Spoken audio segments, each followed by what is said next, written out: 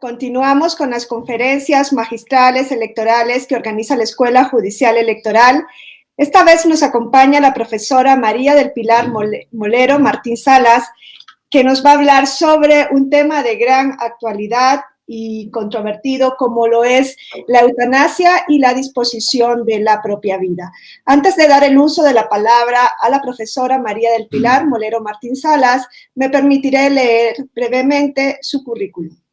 La profesora María del Pilar Molero es doctora en Derecho con mención europea por la Universidad de Castilla-La Mancha, España, habiendo ampliado sus estudios pre- y postdoctorales en la Universidad de Pisa, Italia.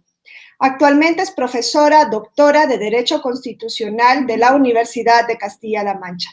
Su principal línea de investigación se centra en la disposición de la propia vida y salud, siendo numerosas las publicaciones en torno a esta temática. Ha abordado otras líneas vinculadas a derechos fundamentales, con publicaciones relevantes en torno a la reproducción asistida, la paridad electoral o el derecho a la educación. También cabe destacar su labor investigadora y docente en justicia constitucional y protección de derechos humanos. Asimismo, ha sido ponente en numerosos congresos, así como en cursos de grado y posgrado. Docente en numerosas maestrías y títulos de especialista, todos ellos vinculados al ámbito del derecho constitucional, tanto a nivel nacional como internacional. Como les decía al inicio, hoy nos va a hablar sobre eutanasia y disposición de la vida. Y dicho esto, le dejo el uso de la palabra a la doctora María del Pilar Molero. Bienvenida, doctora. Buenos días. Muchísimas gracias. Bueno, pues para mí es un verdadero placer. Quisiera, en primer lugar, antes de empezar con mi intervención, agradecer a todos los magistrados y magistradas del Tribunal Electoral, del Poder Judicial de la Federación, así como a la Escuela Judicial Electoral, de manera muy especial al magistrado don Felipe de la Mata y a la doctora Wendy Jarquín, por darme la oportunidad de estar aquí con todos ustedes, compartiendo con ustedes este ratito, y sobre todo también agradecerles porque, gracias a ustedes, pues podemos seguir avanzando en nuestros trabajos, nuestra investigación, en nuestra docencia, a pesar de esta situación global tan dramática que estamos viviendo. Sin lugar a dudas, la situación actual nos ha obligado a reinventarnos y crear este tipo de foros, este tipo de espacios, pues nos permite el poder seguir compartiendo nuestras opiniones, debatiendo sobre ellas y realmente pues me siento muy agradecida de poder compartir estas opiniones con todos ustedes y que pues nuevamente cuenten con mi presencia. Muchísimas gracias a todos. Como bien les indicaba la doctora Wendy Jarquín, les voy a hablar de un tema que personalmente me apasiona y que me lleva acompañando ya durante unos años. Es el tema referente al derecho a la vida, que, como pueden imaginar, es un tema pues, que resulta siempre interesante, pero también siempre es un tema bastante controvertido. Sobre todo si analizamos el derecho a la vida poniendo el punto de mira en el final de la vida. Si ponemos el punto de mira, el punto de investigación en el final de la vida, pues el tema se hace quizá más interesante, pero sin lugar a dudas también se hace más complejo. La complejidad aumenta cuando hablamos de un tema como es el de la disposición de la propia vida.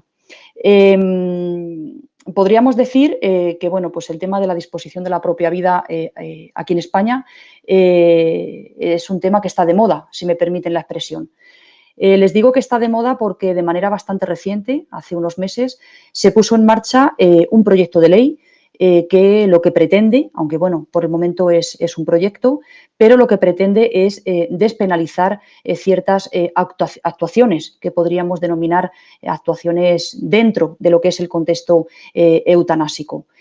Es cierto que es un tema que actualmente en España es muy, pues como les digo, de plena actualidad, aunque también es cierto que pues este tema, junto con otros muchos, pues desgraciadamente ha pasado a segundo o tercer plano, teniendo en cuenta que los estados actualmente están implicados de lleno en el tema que nos ocupa, en el tema del coronavirus, pero bueno, entiendo que es un tema que ya está sobre la mesa, el proyecto de ley para despenalizar algunos supuestos de eutanasia, y entiendo que si no es a corto, sí a medio plazo, el tema siga avanzando y siga esa evolución en este proyecto de ley. Por eso les decía que es un tema que a mí personalmente me apasiona, pero además es que aquí en España es un tema que está de plena actualidad.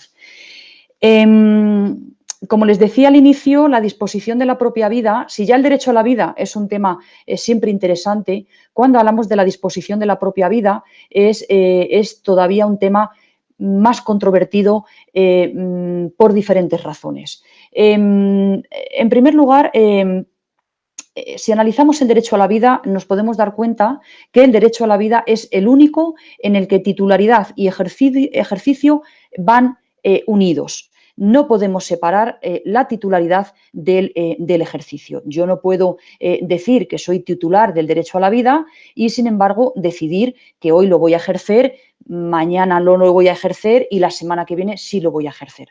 Lo que sí ocurre, como ustedes saben, con otros derechos, como pueda ser el derecho, pues no sé, el derecho a la intimidad, por ejemplo. Yo puedo ser titular del derecho a la intimidad y durante un periodo, de manera temporal, pues puedo dejar de ejercer ese derecho a la intimidad.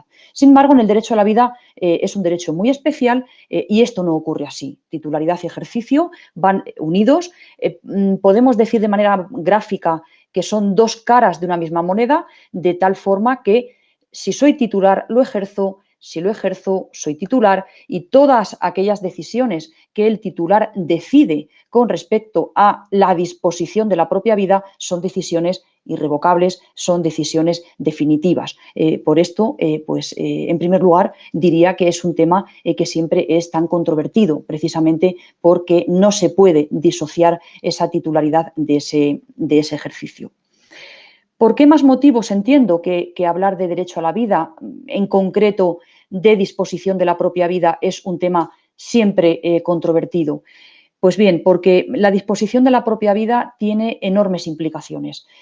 No solamente implicaciones de tipo jurídico, quizá aquí las que más nos interesen, sino que además de estas implicaciones jurídicas, es indudable que hablar de disposición de la propia vida es hablar de otras vertientes, como pueden ser las vertientes sociales, médicas, éticas, incluso podríamos llamar filosóficas, incluso religiosas. Es decir, hablar de la disposición de la vida es entender que el número de aristas o la cantidad de aristas que tiene este tema son numerosas, no solamente desde el punto de vista jurídico, sino, como digo, también deben abordarse otras serie de implicaciones más allá del ámbito jurídico. Además, precisamente porque la disposición de la propia vida conlleva todas estas implicaciones, es un tema ante el cual no podemos mantenernos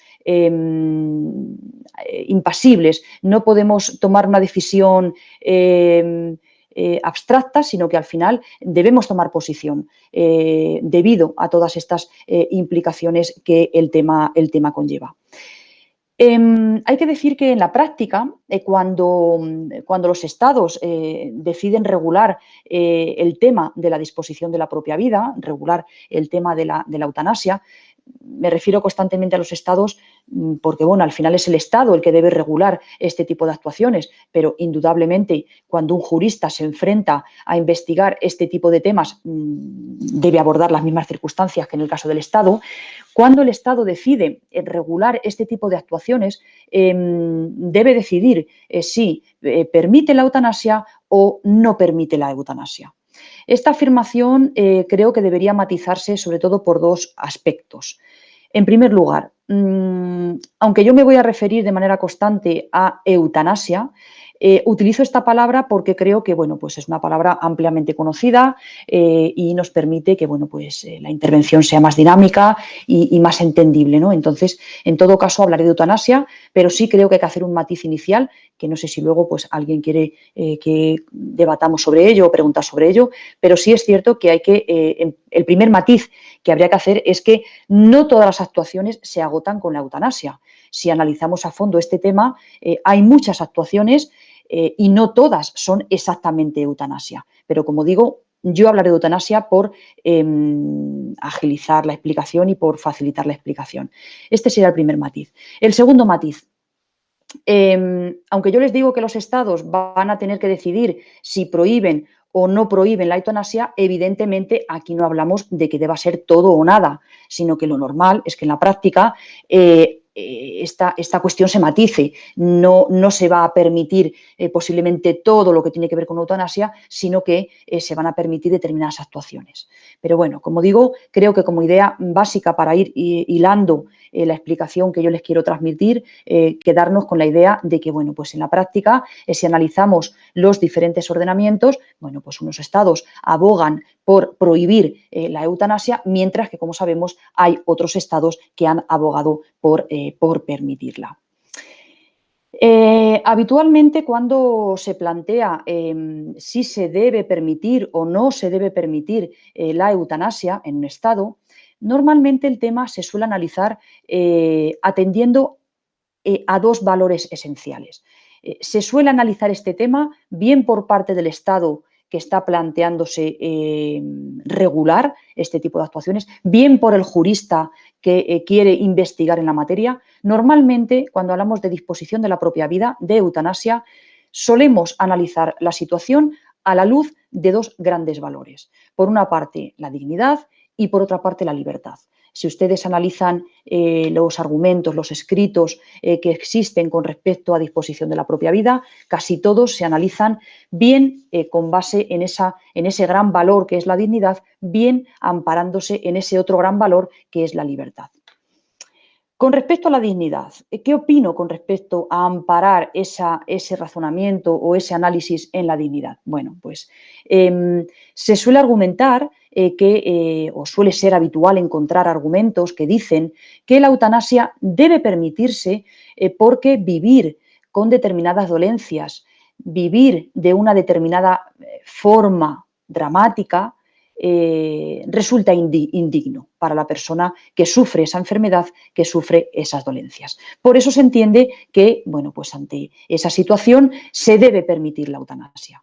Se basa el razonamiento en que la vida que tiene esa persona no es digna y, por tanto, debemos ayudar a que esa persona termine con su vida. De hecho, es bastante habitual escuchar hablar de la muerte digna. Bueno, pues estudios con respecto a la muerte digna, artículos con respecto a la muerte digna.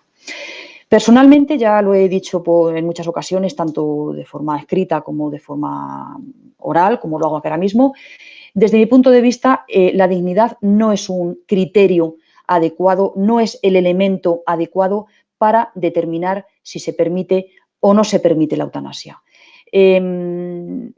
Lo digno o indigno es tan personal, es tan subjetivo que no puede servir como argumento para determinar si una disposición de la propia vida debe permitirse en un estado o no debe permitirse. No creo que el legislador tenga capacidad suficiente como para determinar si tal situación es digna o no lo es, porque al final, si analizamos a fondo la cuestión, hay tantas dignidades casi como personas. Entonces, bueno, desde mi modo de ver, desde mi punto de vista, no creo que el elemento clave en esta cuestión sea la dignidad, porque, como digo, la dignidad es algo tan subjetivo, tan personal.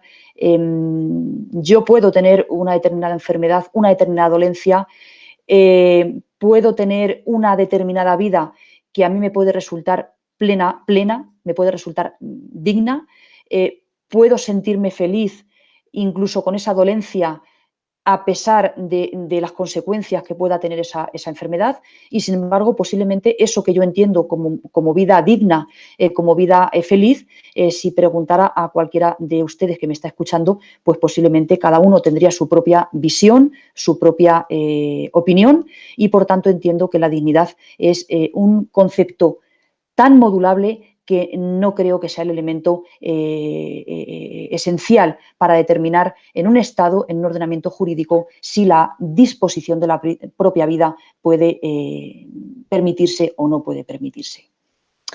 El otro gran valor es el de la libertad. analizar todo esto desde el prisma de la libertad. Este sí es un valor que entiendo que es esencial para determinar si debe o no debe permitirse la disposición de la propia vida. Evidentemente, con esto no les quiero decir que no crea importante la dignidad. Nada más lejos de mi opinión. Entiendo que la dignidad es un valor esencial en cualquier Estado democrático que aboga por la protección de derechos, pero entiendo que no es el elemento clave, el elemento adecuado para determinar o para analizar la disposición de la propia vida. Sí lo creo en cuanto al valor de la libertad. Creo que sí es un valor adecuado porque al final es la propia persona la que debe decidir voluntariamente, la que debe someterse voluntariamente a esa actuación que le va a permitir, bueno, o bien seguir viviendo o bien dejar de vivir, y por tanto es su autonomía, es su libertad la que prima a la hora de tomar la decisión. Entiendo por ello que cuando un Estado se plantea se debe permitir la eutanasia, no se debe permitir la eutanasia, creo que no debe hacerlo basándose en la dignidad, porque como decía antes, al final dignidades puede haber tantas casi como circunstancias personales, pero sí entiendo que debe hacerse teniendo en cuenta un valor esencial en cualquier sistema democrático, que es la libertad, y que es al final la libertad la que permite que cada persona decida, teniendo en cuenta su opinión, sus valores, sus circunstancias, su propio desarrollo personal, etcétera, etcétera. Llegamos, por tanto, a un punto, dentro de lo que yo les quería explicar, a un punto que entiendo que es muy importante. Llegamos al punto en que debo decirles que para mí, bueno, pues el elemento clave en todo esto es la libertad. Como les digo, no porque entienda que la dignidad no lo es, en todo caso la dignidad debe tenerse en cuenta siempre como un complemento en todo este tipo de cuestiones tan inherentes a la condición de persona, pero entiendo que el elemento clave a tener en cuenta por parte de un Estado y por parte de una persona que quiera analizar este asunto es partir de un concepto tan importante como es el de la libertad. Pero no solamente entiendo que aquí el elemento clave es la libertad y la autonomía personal, sino que también es muy importante analizar a fondo cuál es o cómo se configura la libertad por ese estado concreto, por ese ordenamiento jurídico.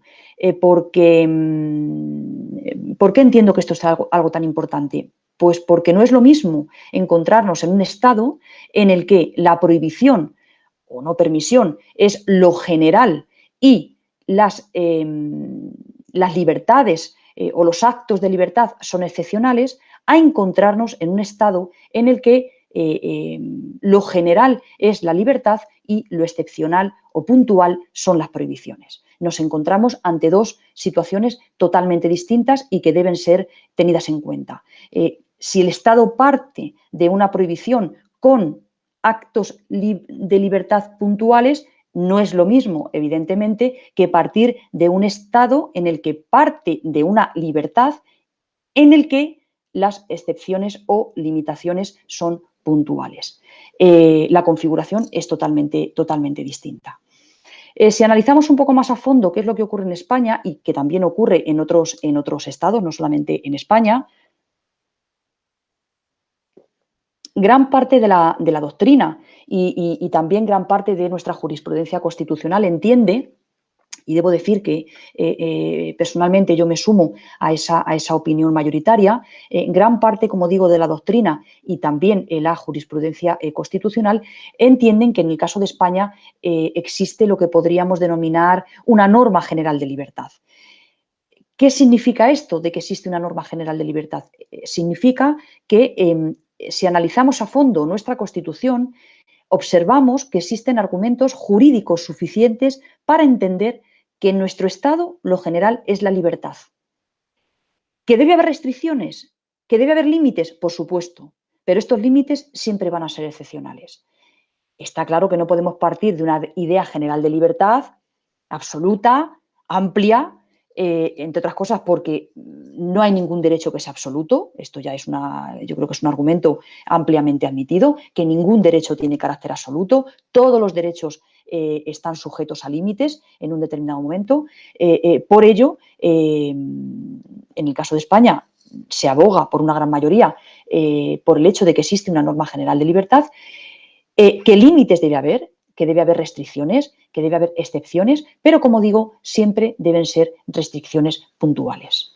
Pero no solamente que estas restricciones en la libertad deben ser puntuales, sino que cuando hacemos una limitación en la libertad, restringimos la libertad porque se considere oportuno, esa limitación debe tener una adecuada cobertura constitucional. Es decir, si usted entiende que esta libertad debe limitarse, limítela, pero debe encontrar una justificación constitucional. Por tanto, bueno, pues no podemos entender que existe esta norma general de libertad y que podamos limitarla sin más, sino que debe justificarse muy bien este tipo de limitaciones. Además de todo lo dicho hasta el momento, además de que, como les decía, entiendo que el valor esencial es la libertad y la autonomía personal, además de que debemos valorar qué ocurre concretamente en ese Estado, qué tipo de Estado es el que tenemos, de qué manera se enfoca la libertad, si como una excepción o como algo general, además de todo ello, hay algo que entiendo que es esencial cuando hablamos de qué ocurre con la disposición de la propia vida, y es la opinión social respecto al tema. Más que la opinión social, quizá no sea tanto la opinión, pero sí analizar si esa sociedad está preparada, cómo está esa sociedad preparada para asumir la despenalización de un asunto tan peliagudo como es el de la eutanasia. Hay que analizar muy bien cómo es nuestra sociedad, cómo ha evolucionado nuestra sociedad y si realmente entendemos que la sociedad, en su amplia mayoría, está preparada para asumir un cambio o un avance de esa envergadura. No solamente con respecto a la eutanasia, que es el tema que aquí nos compete, sino en tantos otros temas muy sensibles, como por ejemplo el aborto. La despenalización del aborto, pues también creo que es una de las cuestiones que tiene tantísimas aristas de diversa consideración que creo que es importante atender a la evolución social y analizar muy bien si esa sociedad concreta en la que se va a aplicar esa regulación, bueno, pues tiene asumido o entendemos que tiene, ¿cómo les diría? Tiene una adecuada cultura democrática para entender que esa despenalización se va a llevar a cabo. Entiendo que esto es muy importante. De hecho, bueno, pues al final, que creo que nos dará tiempo, les pondré un ejemplo de por qué entiendo tan importante esto de que la sociedad, analizar realmente la evolución social y si la sociedad en su conjunto, en su mayoría, está preparada para asumir dentro de su ordenamiento jurídico despenalizaciones de este tipo tan relevantes y tan importantes. En el caso de España, concreto, a pesar de que gran parte de la doctrina y la jurisprudencia constitucional entiende que nuestro Estado se basa en la libertad y que, por tanto, las limitaciones deben ser algo excepcional y perfectamente justificadas, a pesar de que la mayoría entiende que la eutanasia debería despenalizarse al menos en algunos supuestos. Bueno, pues parece ser que ya hay encuestas que ponen de manifiesto que, bueno, pues la sociedad española ha ido evolucionando y, bueno, podríamos decir que una gran mayoría, si no aboga por una despenalización absoluta, sí al menos por la despenalización de algunos supuestos. Pues bien, a pesar de que entendemos que existe esta norma general de libertad, a pesar de que parece ser que la sociedad aboga por este avance en este sentido, a pesar de todo ello, la eutanasia a día de hoy en nuestro ordenamiento jurídico sigue estando prohibida.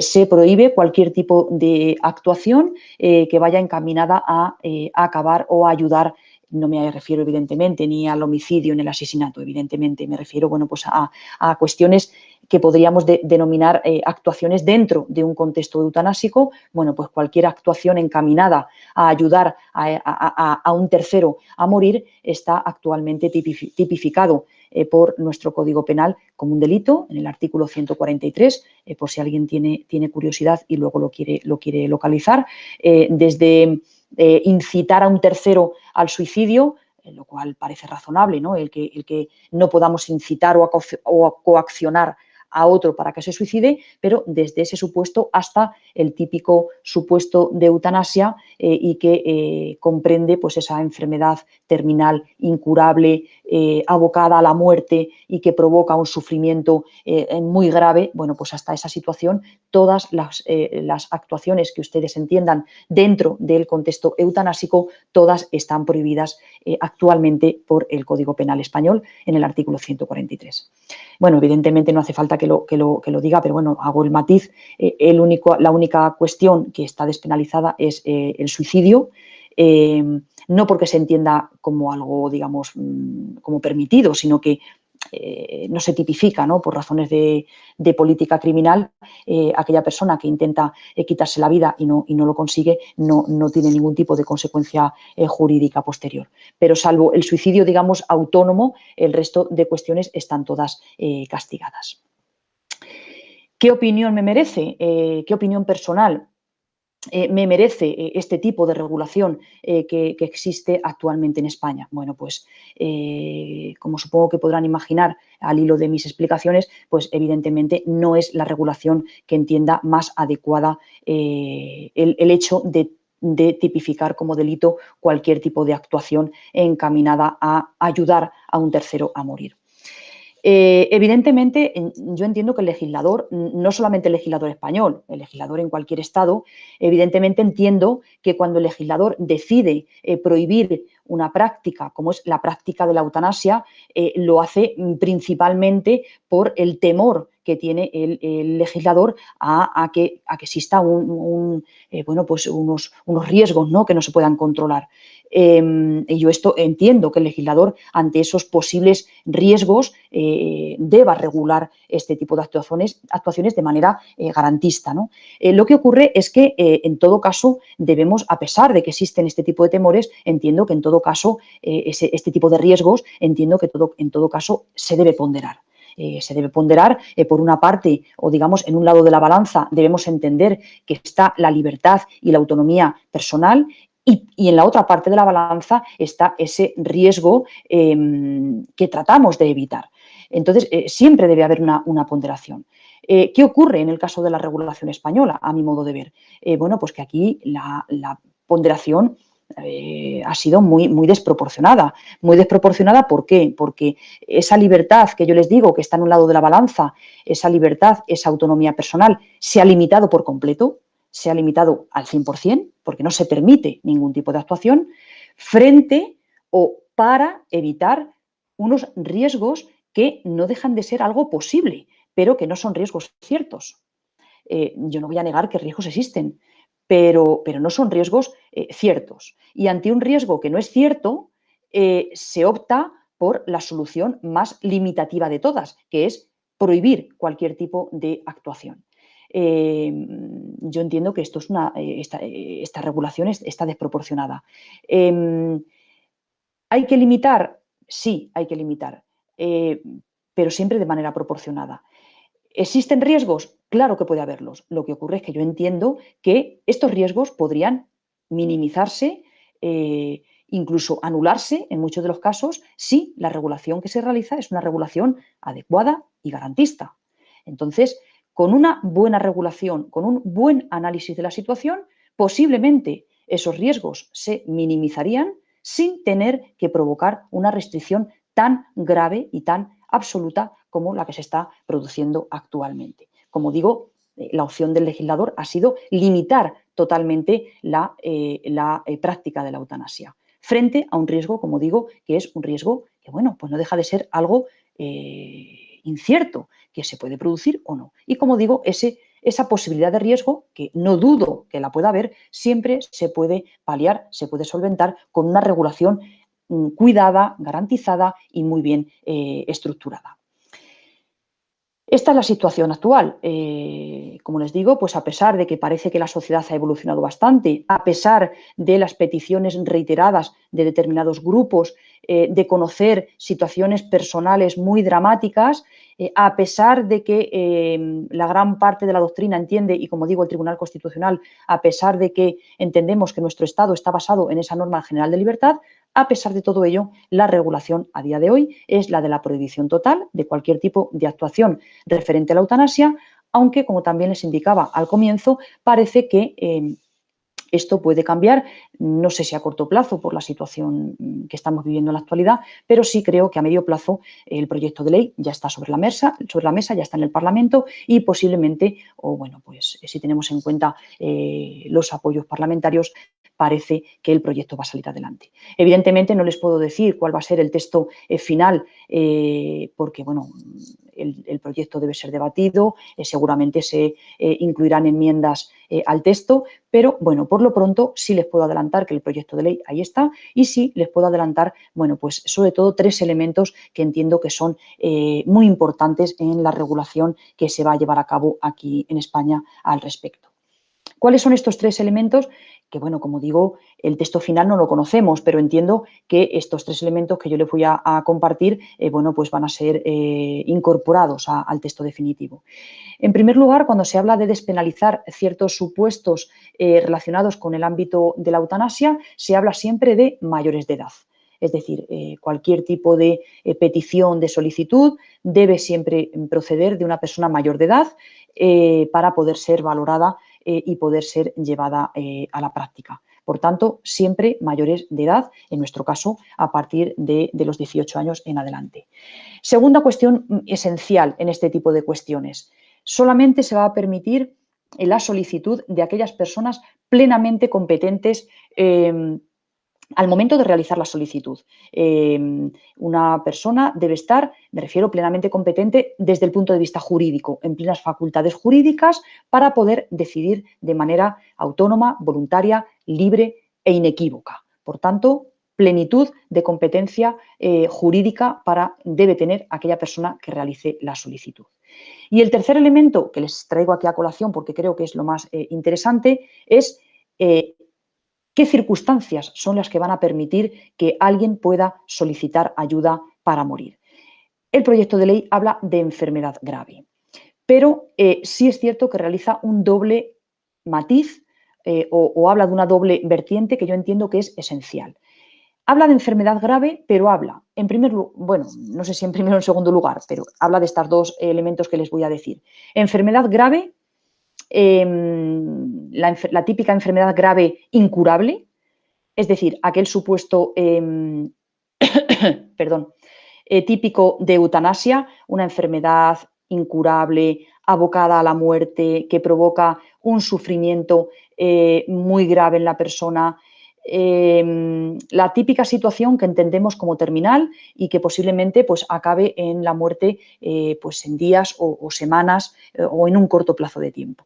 Ese sería el primer elemento o la primera motivo por el cual se puede solicitar la eutanasia. Esa enfermedad grave, como digo, incurable. Pero también se prevé una segunda vertiente, que es la que yo creo que también es muy interesante, que el proyecto habla, no sé luego el texto definitivo si contemplará el mismo concepto o similar, pero habla de una enfermedad grave crónica e invalidante y yo entiendo que aquí pues entrarían aquellos supuestos también muy típicos de, bueno, pues supongamos una persona que sufre un accidente de tráfico, de conducción, y esta persona, bueno, pues sufre en graves limitaciones como consecuencia del accidente.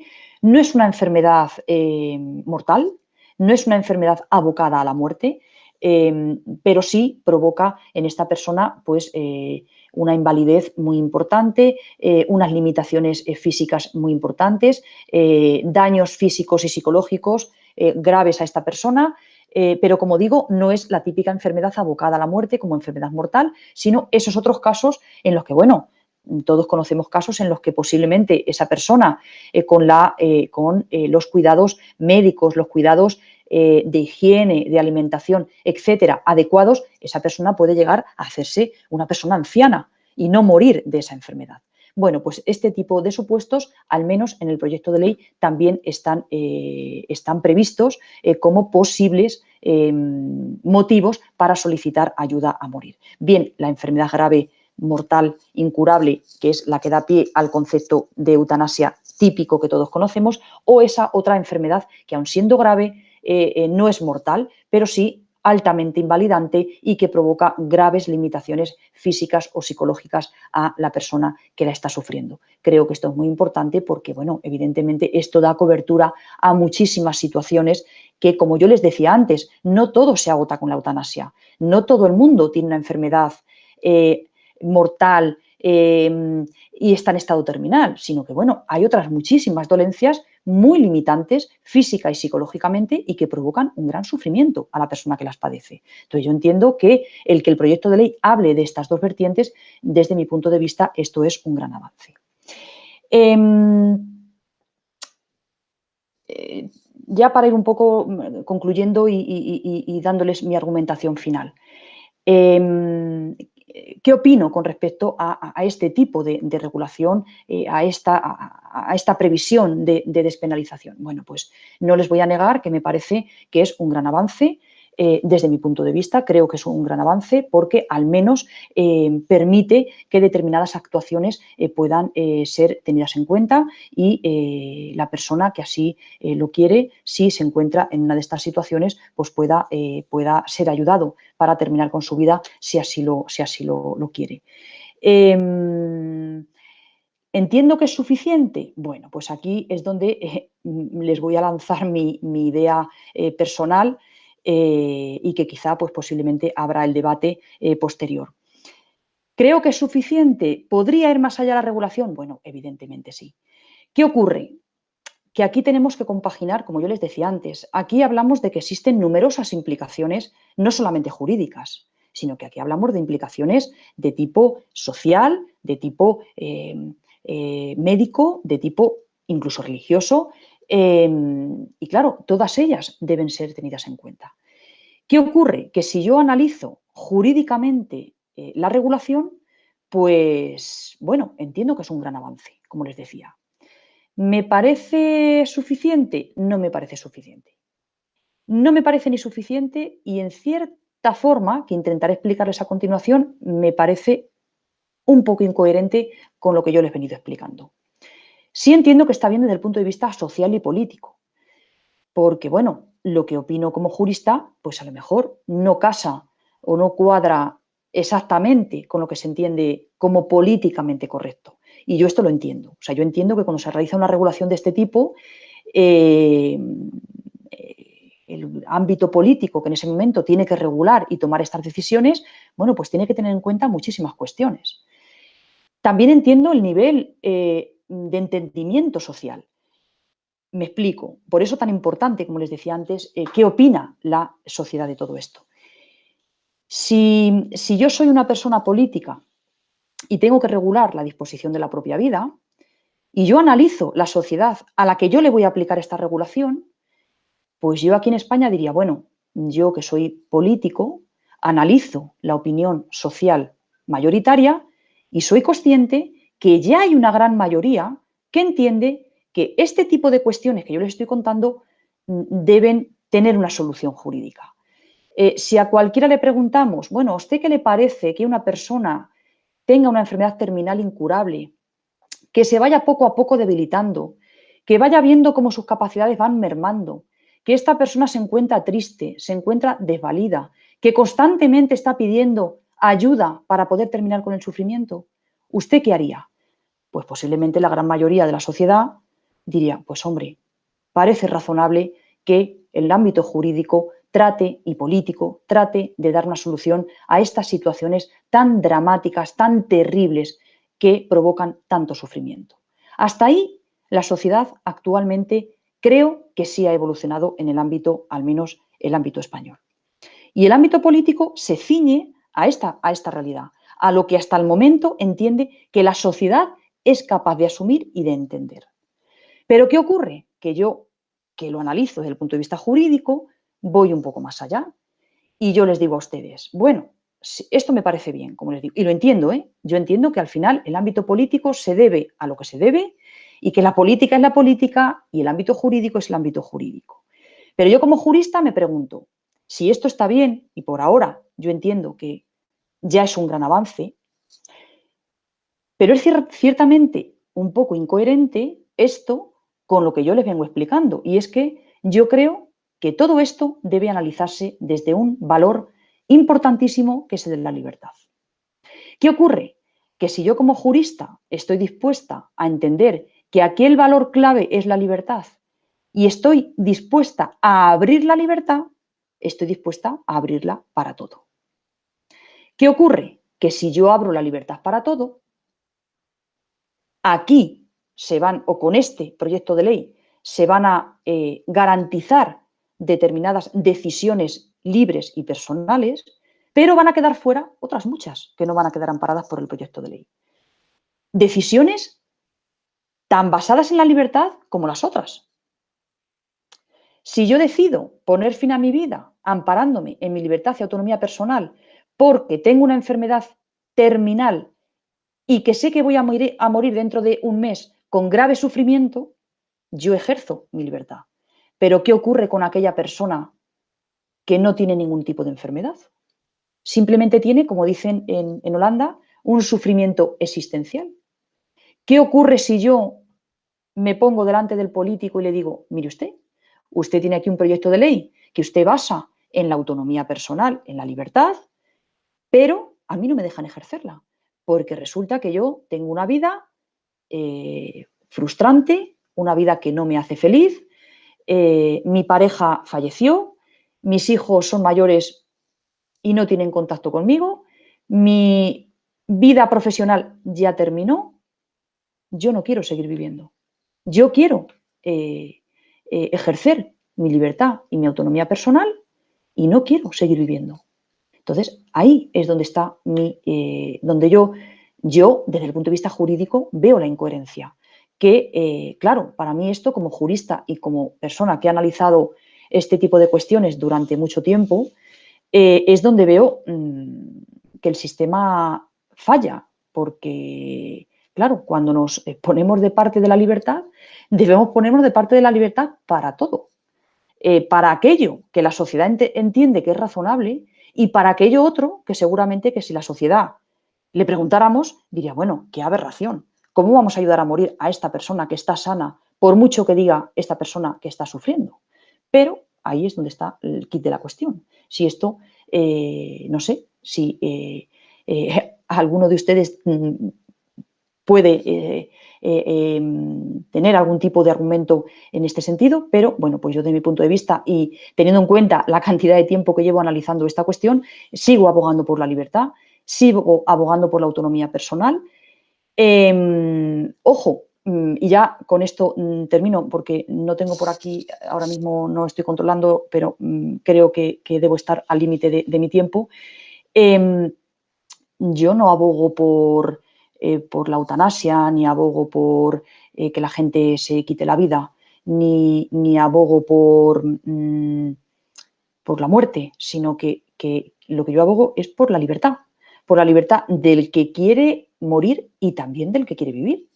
Entonces, claro, cuando se tiene tan claro que aquí la solución sería, aquí y en tantas otras cosas, el permitir que exista esa libertad y esa autonomía personal y que cada cual pueda vivir conforme realmente a sus valores y a sus convicciones, claro, esto abre, como decimos aquí en España, no sé si ustedes utilizan el mismo símil, cuando abrimos ese melón, pues tenemos que ser conscientes que se abre para muchas otras cosas. Pero, como les decía, entiendo perfectamente, y con esto termino, que una regulación de este tipo es una regulación muy compleja y que evidentemente pues, hay que tener factores, otros muchos factores en cuenta, sobre todo, bueno, pues la política al final llega hasta donde llega y también es muy importante el tema social, hasta dónde la sociedad está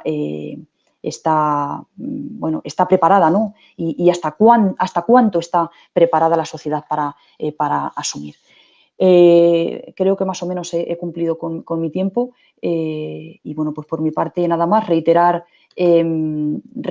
mi agradecimiento y bueno, pues decirles que ha sido un placer estar aquí y bueno, quedo a su disposición para cualquier tipo de observación, de pregunta, de opinión, de lo que consideren oportuno. Muchas gracias.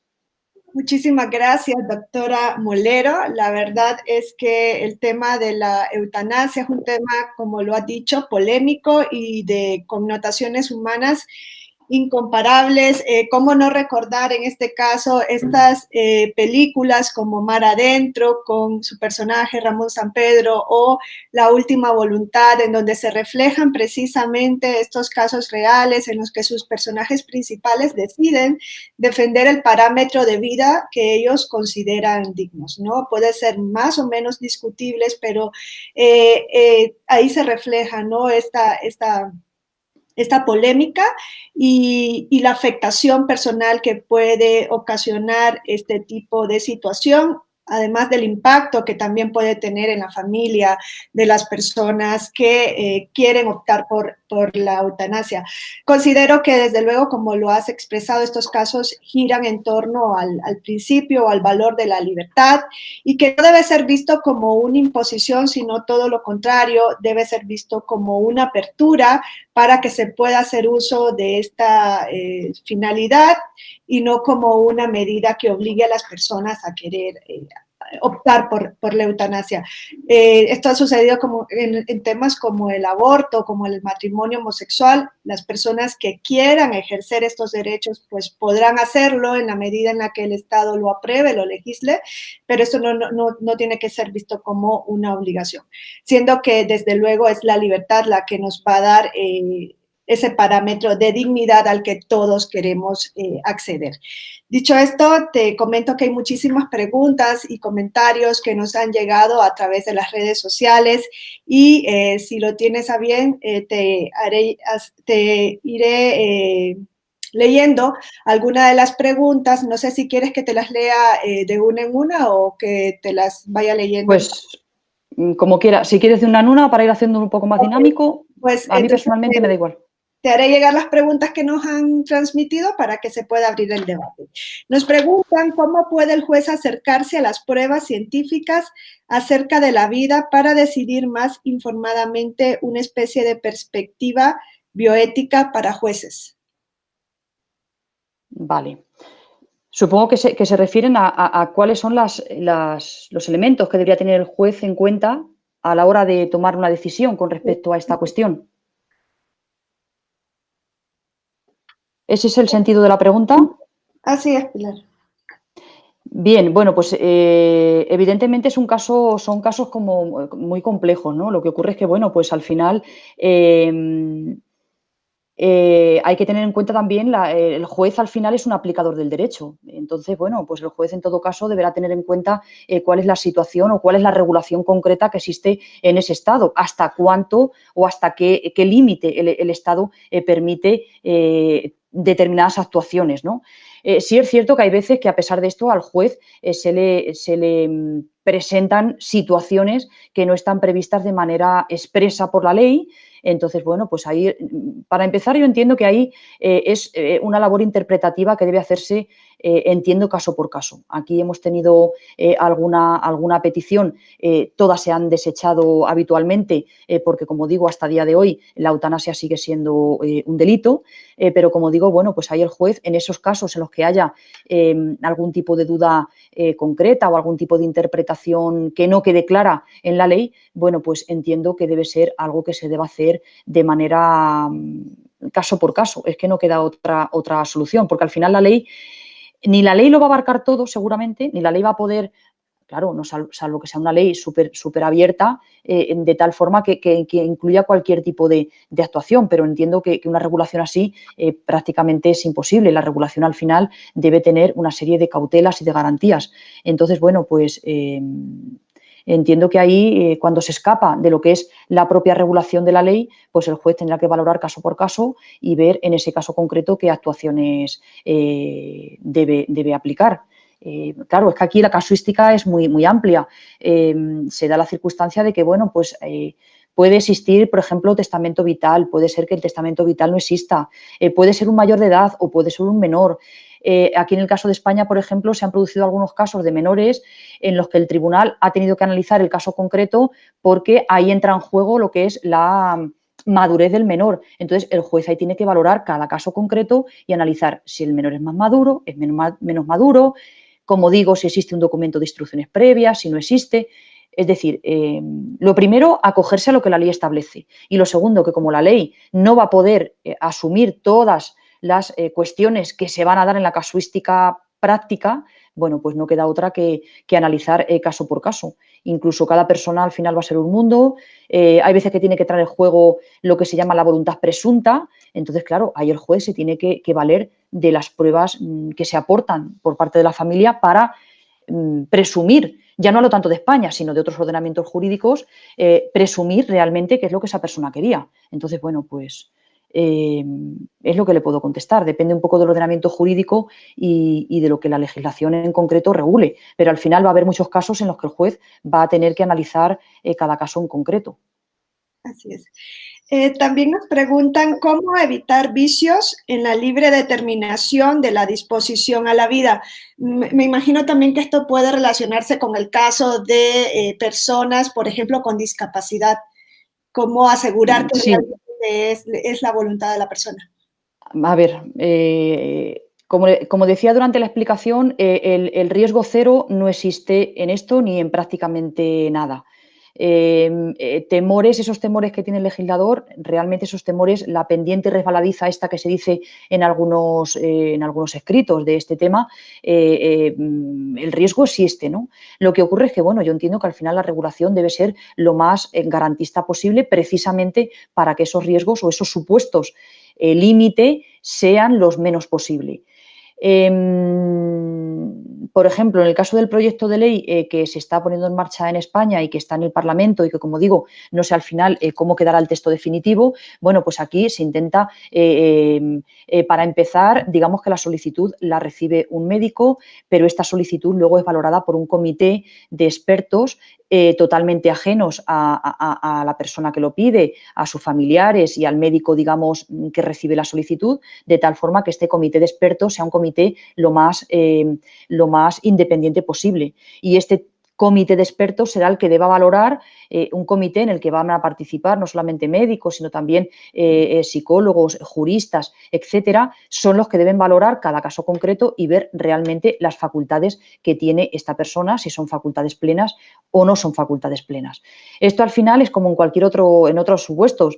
Claro, aquí la problemática está y lo grave de la situación es que hablamos de un derecho que es irremediable la decisión, pero en muchos otros supuestos al final no nos queda otra que acudir a la prueba y, bueno, pues ver de qué manera se puede probar que esa persona realmente decide voluntariamente o no decide. Se está abogando últimamente mucho por el tema de los testamentos vitales, lo que yo decía antes, el documento de instrucciones previas, precisamente para que la persona, cuando está en plenas facultades digamos, en una situación buena en todos los aspectos, pueda dejar por escrito cuál es su decisión, ¿no? Pero al final, bueno, pues no todo el mundo tiene testamento vital. Al final va a ser una cuestión de prueba y de analizar muy bien la situación concreta y, bueno, pues de ver también cuál era la forma de vida de esa persona, qué decía esa persona o qué manifestaciones tenía esa persona con respecto a este tema. Si la persona había abogado, hay gente que no tiene testamento vital, pero durante toda su vida ha abogado abiertamente porque no quiere sufrir, no quiere estar sujeto a un respirador, por ejemplo.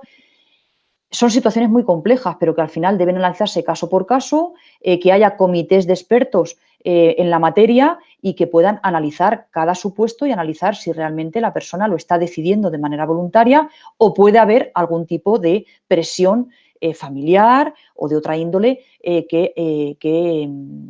bueno, pues abogue o presione a esta persona para que tome esa decisión. Desde luego no es una situación fácil, evidentemente, pero yo entiendo que con una regulación correcta, adecuada, con unos tiempos, porque esa es otra cuestión, todo esto lleva su trámite, unos tiempos, una serie de entrevistas que se tienen con la persona que decide realizar la solicitud.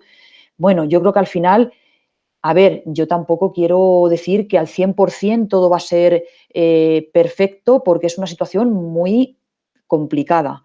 Pero yo creo que al final, si realmente esto se deja en manos de personas expertas, y se entrevista a la persona de manera reiterada, dejando tiempo en medio para que esta persona pueda pensar la decisión, pueda recapacitar, yo creo que al final gran parte o un porcentaje bastante alto, este comité de expertos puede valorar que realmente esa persona está decidiendo voluntariamente, o se dan cuenta de que no, de que está siendo objeto de algún tipo de presión, ¿no? Pero como digo, en este caso, que sí es cierto que es mucho más dramático que otros, pero que bueno, que esto se puede extrapolar a cualquier otra decisión que se adopte, como por ejemplo la donación de órganos. Bueno, pues hay veces que existe la polémica de ¿quería donar? ¿No quería donar? Bueno, pues al final todo es cuestión de prueba, y en este caso, si es la propia persona la que lo pide, bueno, pues yo creo que se puede salvar en gran parte de los casos con una serie de garantías y con esas entrevistas que digo por parte de ese comité de expertos, ¿no? Para valorar realmente la capacidad que tiene esta persona, si psicológicamente se entiende que es una persona plenamente jurídicamente competente o no lo es, etcétera. También nos preguntan si estarías de acuerdo en someter a referéndum la permisibilidad de la eutanasia. Pues bueno, la verdad es que no lo había pensado. No lo había pensado, básicamente porque aquí nos iríamos un poco a otro tema, ¿no? Pero es cierto que en el caso de España, hilando esto con otra de mis investigaciones, otra de las líneas que yo he investigado en estos últimos tiempos de manera profunda, que es la reproducción asistida, he comparado mucho dos estados que nos somos bastante similares en muchos aspectos, que son Italia y España. Y al hilo de esa investigación me he dado cuenta de que, por ejemplo, Italia es un país muy dado a la realización de consultas populares. Allí, por ejemplo, sí que se realizó una consulta nacional con respecto a qué opinaba la sociedad de la reproducción asistida. Con esto lo que quiero decir es que en el caso de España realmente es que el tema del referéndum es un elemento de democracia directa que está fenomenal, pero que es cierto que en el caso de España no es algo que se utilice. De hecho, hemos tenido referéndum estatales, quizá me equivoque, pero a lo mejor 2 o 3 veces, quizá 3 veces en nuestra historia. Entonces, bueno, no es algo habitual. De hecho, las veces que se ha consultado en referéndum han sido cuestiones más de tipo político, por ejemplo, cuando se hizo la Constitución o cuando entramos en la OTAN, por ejemplo. Respecto a derechos fundamentales no es algo habitual. ¿Qué me parecería? Pues la verdad es que tampoco me parecería mal, sinceramente, porque bueno, si aquí también hablamos, y yo de hecho es algo que pongo mucho en valor, que es la importancia de saber qué opina la sociedad y si realmente entendemos que nuestro Estado, la sociedad, está preparada para una evolución de esta envergadura, bueno, pues no estaría de más el que, bueno, además de esas encuestas que sí es cierto que están por ahí y que son públicas y que son conocidas, de que parece que una gran mayoría abogaría por despenalizar ciertos supuestos, como decía en mi explicación, bueno, pues no tendría ningún inconveniente en que se preguntara a la sociedad acerca de este tema, ¿no? Que es tan importante, y de esa forma saber a ciencia cierta una opinión más o menos generalizada de la sociedad. No me parecería mala opción.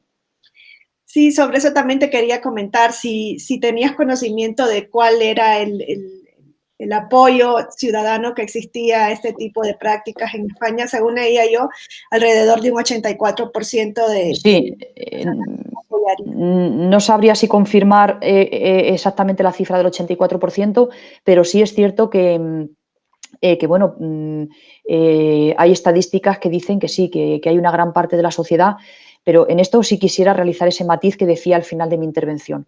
Sí que existe parece ser un porcentaje bastante amplio que apostaría o que abogaría por la despenalización de ciertos supuestos.